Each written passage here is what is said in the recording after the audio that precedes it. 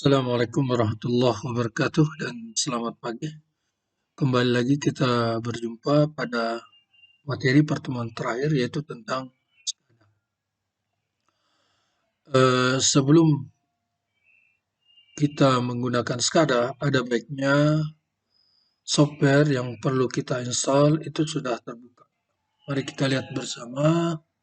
Kita masuk ke sini ya. Kemudian kita lihat di sini. Ya, ini Schneider Electric. Saya minimaliskan dulu. Begitu pula dengan ini. Ya, kita masuk ke sini kembali ya. Schneider Electric. Kita cari video Citek Explorer. Ya, ini ya. Kita letakkan pada desktop. Ya. Oke.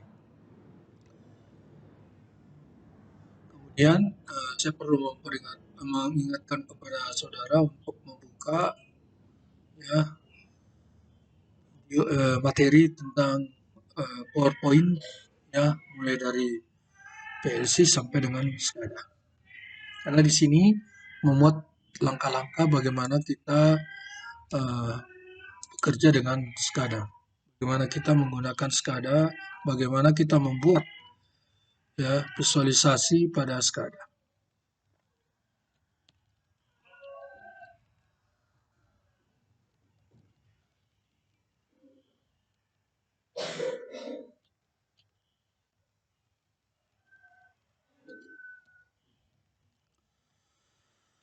Baik, di sini pada materi slide ini ya, pada materi PowerPoint ini dijelaskan apa yang dimaksud dengan SCADA. Mari kita lihat bersama apa itu SCADA. Secara definisi bahwa SCADA itu adalah Supervisory Control and Data Acquisition. Ya, seperti ini, di mana dia merupakan sistem komputer. Kalau dia merupakan sistem komputer, berarti ada software yang digunakan nanti pada komputer tersebut. Di mana sistem komputer ini berguna untuk mengumpulkan dan menganalisa data secara real time. Nah, yang maksud dengan real time ini adalah data yang kita ambil adalah data pada saat tersebut. Data yang terjadi pada waktu tertentu, pada saat tersebut. Kalau kita berbicara tentang SCADA, ini penggunaannya cukup banyak ya. Di antaranya disebutkan di sini ya, di industri telekomunikasi, pengelolaan air dan sebagainya. PLN pun juga termasuk pengguna SCADA. Baik, kita lihat lagi slide berikutnya. Ini adalah contoh-contoh, gambar contoh-contoh tentang penggunaan SCADA. Seperti itu ya. Nah, untuk produk SCADA yang kita gunakan adalah Citek SCADA yang merupakan produk Schneider, di mana market share-nya 90% ini menguasai market share Australia. Jadi kalau Anda ke Australia, kalau sudah mahir Schneider, SCADA Schneider, maka Anda akan mudah bekerja di sana. Oke, saya lanjut lagi ya. Ini saya tidak perlu jelas. Nah, ketika kita membuka ya Citek Explorer, maka akan muncul ya 3 ini. Yaitu Citek Explorer, Citek Project Editor, Citek Graphic Builder. Nah, apa fungsi-fungsi daripada semua ini nanti akan kita lihat ketika kita akan melakukan programming menggunakan SCADA. Ya, saya lanjut saja, silakan Anda baca ya. Nah, sekarang kita mulai melakukan project dengan SCADA. Namun sebelum hal tersebut kita lakukan, kita perlu melihat lagi ya ladder diagram yang sudah kita buat. SCADA tidak akan berfungsi kalau ladder diagram kita sendiri belum selesai, belum tuntas ya. Kalau ladder diagram kita sendiri ini belum benar, maka tahap awal kita mengecek dahulu kira-kira apakah ladder diagram kita ini sudah memenuhi untuk digunakan dalam SCADA. Pada dasarnya ya, penggunaan SCADA itu sama saja dengan penggunaan HMI pada materi sebelumnya. Kita lihat kembali pada materi sebelumnya ya, ini ya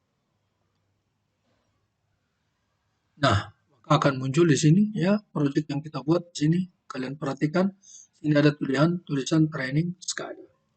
Baik, selanjutnya kita masuk ke project editor. Ini project editor, ini juga namanya muncul training SCADA. Kita mulai dari tools, kemudian option, kemudian perhatikan yang dari sebelah sini ya, yang harus tercentang di sini hanya satu di sini. Ya. Jangan mencentang yang lainnya. Kalau Anda centang yang lainnya, maka project kita tidak akan berfungsi dengan baik ya. Oke, sudah. Selanjutnya kita masuk ke communication, kemudian express wiser.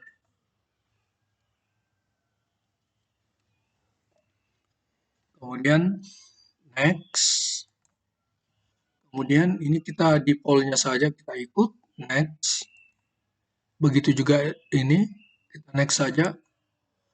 Kemudian external I/O device. Nah, ini nanti kita berharap project kita ini terhubung dengan PLC ya.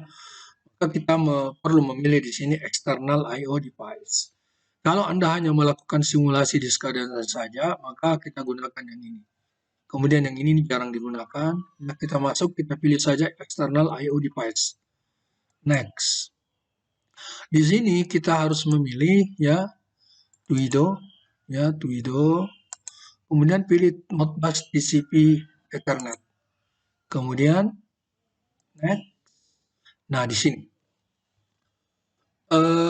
Karena kita akan melakukan simulasi, di mana simulasi kita itu tetap terhubung dengan software Mesin Basic, ya, maka sama dengan isian pada HMI, maka kita isi di sini 127.0.0.1.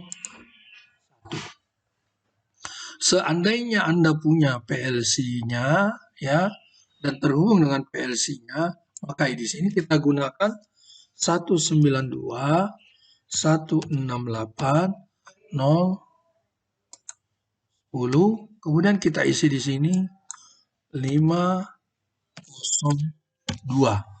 Nah, IP address ini sesuai dengan yang ada di konfigurasi yang ada di sini.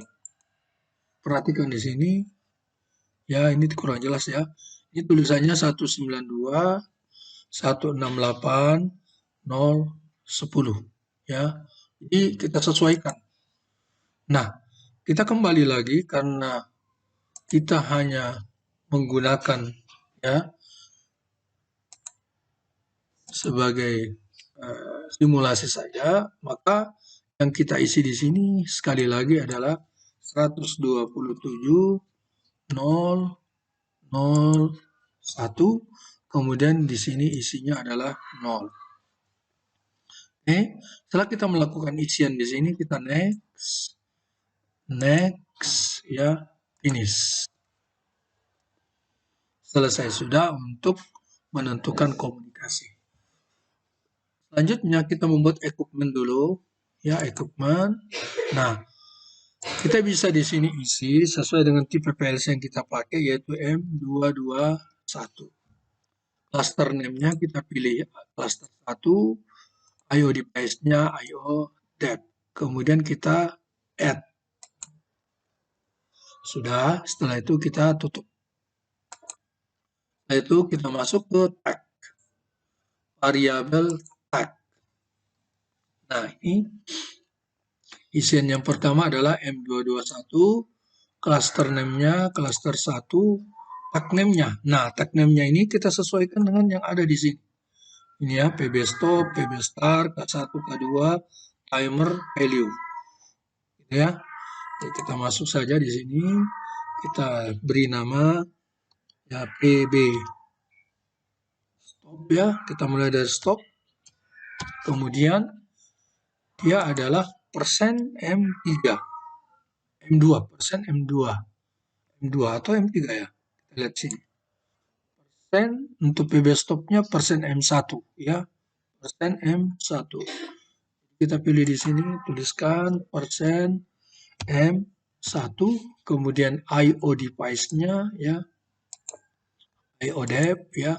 Data tipenya adalah bold atau digital ya. Kemudian kita add, kemudian ganti di sini PB R, di sini adalah M2 ya. Kemudian add ya. Kemudian kita ganti lagi di sini K1, K1 adalah M ya, add. Kemudian K2 di sini adalah M4, add. Yang terakhir adalah nilai timer. Nilai timer. Ya. Tipenya adalah integer ya.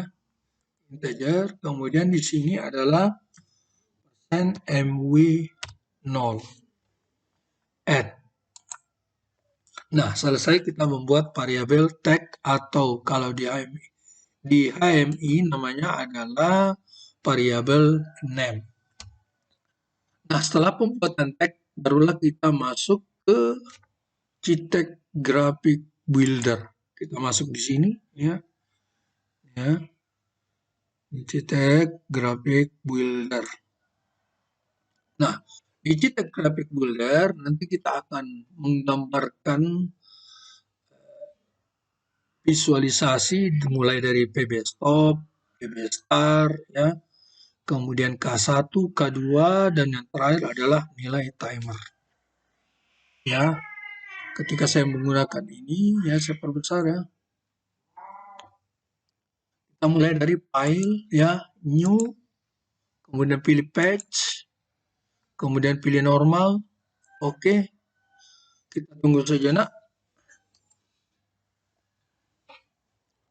Nah, di sini mulailah kita menggambar, memvisualisasikan PB stop, PB start, K1, K2 dan nilai timer.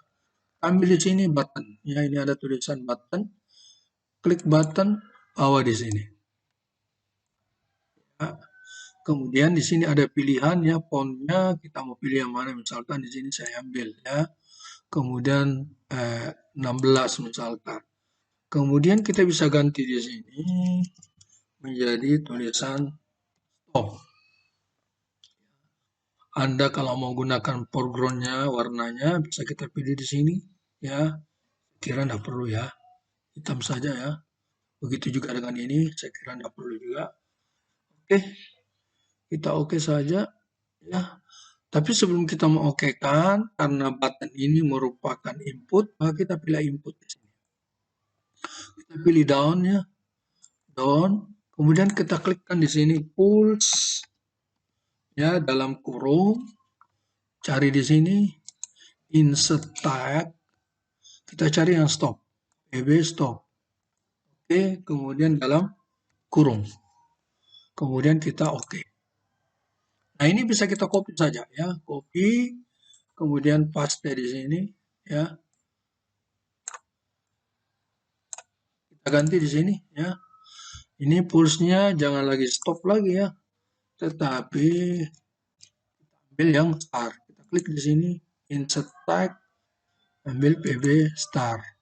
Oke. Nah, kemudian sini appearance-nya ini ya, karena tadi stop kita ganti dengan start. Hurufnya sama aja ya. Kemudian oke.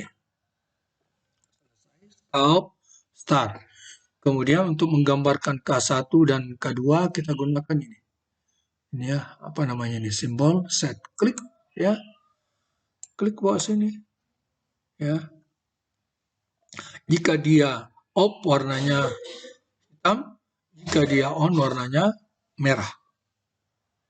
Kemudian di sini kita klik, kita sisipkan nya yaitu K1. Oke ya, K1. Oke. Oke. Nah, mungkin kita perlu memperbesar ya. Kita perbesar. Kita bawa di tengah ya. Kemudian untuk K2-nya. Klik sini. Bawa di sini. Ya. Warnanya hitam pada saat dia off. Kemudian kita mungkin membedakan barangkali ya. Kita gantikan misalkan dengan warna kuning misalkan. Oke, kemudian di sini kita isi dengan A2. Oke, oke. Kita perlu perbesar mungkin.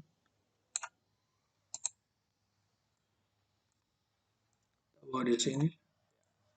Yang terakhir adalah ini ya, timer value atau nilai timer. Yang mana kita pilih? Yang kita pilih itu adalah ini. Ya, number. Klik sini. Kemudian mungkin kita mau letakkan di tengah-tengah barangkali ya. Ya, kemudian di sini isinya adalah numerik ya. Kemudian numeric expression-nya apa? Numeric expression-nya adalah kita ambil yang ini, nilai timer. Oke, ya cukup ini ya. Formatnya di poll saja ya, kita perbesar mungkin ya.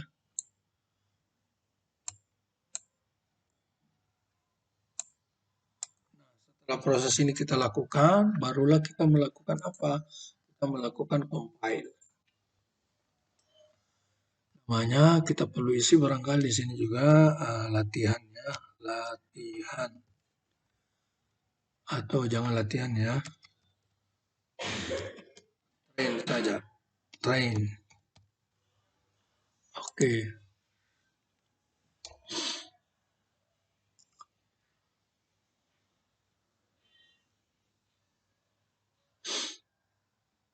Sejenak ya, dia berproses. Sekali lagi, semakin besar memori laptop kita atau memori komputer yang kita gunakan, maka semakin cepat proses ya yang dilakukan.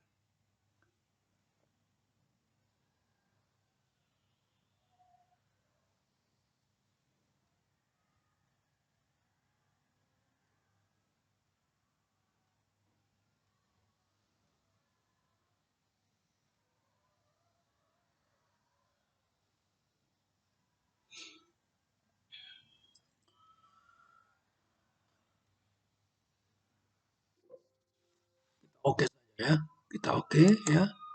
Nah, sebelum kita menjalankan ini di project editor ya, kita perlu juga melakukan compile ya. Kita lakukan compile ya.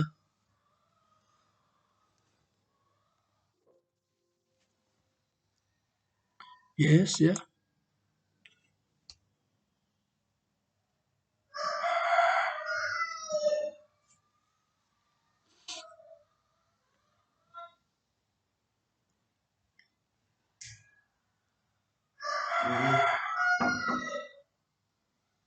Kita tunggu sejenak.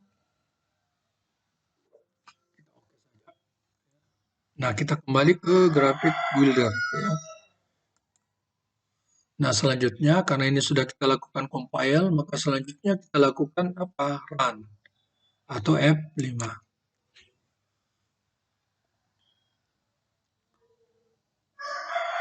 Kita tunggu ya.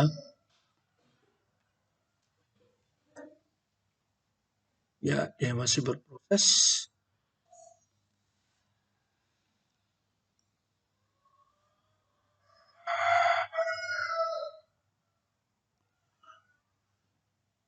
Sambil mengecek ini sudah bisa, sudah kita continue saja ya, continue. Kita perlu lihat dulu ya, lihat diagram kita, apakah dia sudah berjalan simulasinya, simulatornya ini sudah berjalan ya. Kita minimize saja, kemudian kita lihat lagi di sini. Nah, ini belum muncul. Nah, ini sudah mulai ya. Kita oke. Nah, ini sudah bisa kita jalankan. Nah, maka untuk menjalankan pertama kali kita melakukan start ya. Kita klik start. Perhatikan di sini ya. Untuk K1 tadi kalau saat dia on dia akan berwarna merah. Kemudian untuk K2 ya dia akan berwarna kuning. Kita perhatikan dia sudah berubah menjadi warna merah. Kita lihat di ladder diagramnya ya. Ladder diagramnya juga sudah menunjukkan bahwa dia bekerja. Ya, kita kembali ke sini ya. Nah, ini sudah berubah ya. Sudah berubah. mulai dari 0 tadi nanti sampai dia mencapai nilai 25. 25 langsung dia 0 kembali ya. Kita tunggu sejenak ya.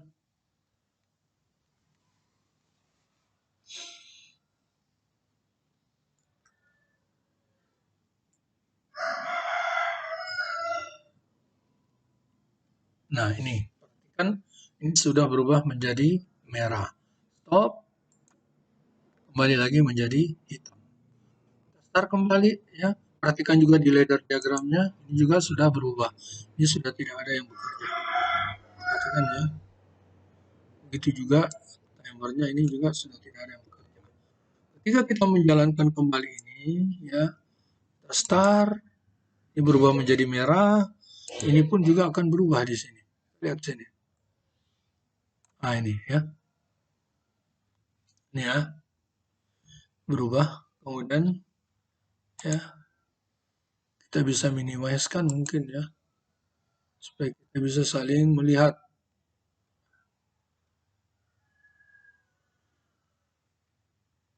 Ini susah diminimize ini. Ya, karena saya pilih layar yang besar tadinya ya. Ini, bandingkan dengan di sini ya. Lihat, ini ketika dia berubah menjadi kuning, ini pun berpindah. Kita stop, ini juga akan berubah, warnanya yang tadinya hijau akan berubah kosong seperti ini. Stop. Ya, demikianlah cara melakukan ya, atau melakukan programming pada software SCADA. Dalam hal ini, software SCADA yang kita gunakan adalah Pijo Citek yang merupakan keluaran dari perusahaan Schneider. Dan materi kali ini merupakan materi penutup. Ya. Selanjutnya akan ada semacam bagaimana kami menilai Anda sudah menguasai materi-materi yang kami berikan, maka akan ada semacam tes kecil-kecilan. Dan untuk materi ini saya kira cukup sekian. Assalamualaikum warahmatullahi wabarakatuh dan selamat pagi.